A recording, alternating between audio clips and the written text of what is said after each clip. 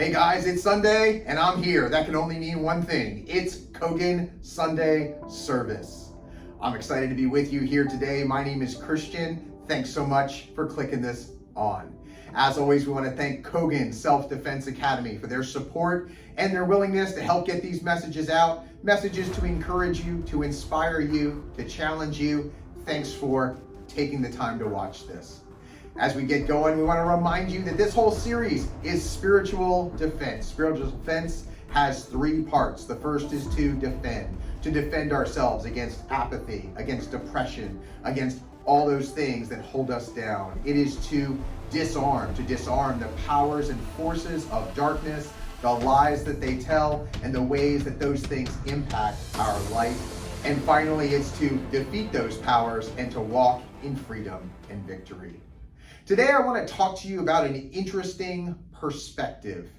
When I think about getting to Kogen sometimes, when I think about my life schedule and some of the things that go on, some of the pressures that I feel, things can quickly turn into an obligation. I have to be here. I have to do this. I want to just remind you of the great joy and opportunity that we have, if you're here today, to train. Training is not a right, it's not an obligation, it's an opportunity. And it's a great opportunity for us to be able to exercise, for us to be able to challenge and grow and make each other better. So I say that as you recognize today, maybe dragging in one night, maybe dragging in one morning, as I know sometimes I do, thinking, man, I could have been sleeping. Let's remember the gratitude that we need to have in recognizing it's not that we have to do this, it's that we get to do this. In spiritual defense, a very similar attitude could be made.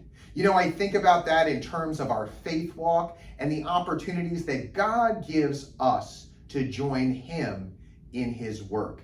In the book of Ephesians, it says that He created us to do good works that He had planned in advance. That tells me two things. Number one, we were created to do the good works that He planned.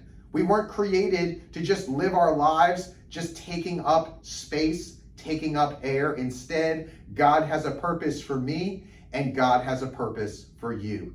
The second thing is they are good works. They are good things. They are ways to help one another. They are ways to help our world. They are ways to shine the light of love and grace and help. So today, as you think about those things, I want to encourage you to remember that you were created for a purpose. You were not simply created to exist. You were created to excel. You were also created to do good works. You were created to do the things that God designed you to do. And what God invites you to, and God invites me to, is to discover and find out all of those things and become a part of the plan that He has for me, for you, and for all of us. So as we think about those things, that will help us spiritually defend against apathy, against depression, against feeling useless, against feeling like we're not making a difference. Instead, God reminds us that He has plans and they were planned in advance. He's not just making this up. As He goes along, He already knows the beginning, the middle, and the end.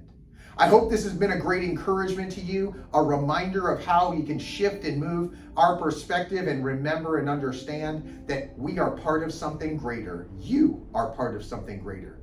If you have questions, I'd love to talk to you. My Facebook, my email are down below. I look forward to seeing you this week at the Academy. Have a great Sunday. Thanks again for watching this. God bless you and have a great week.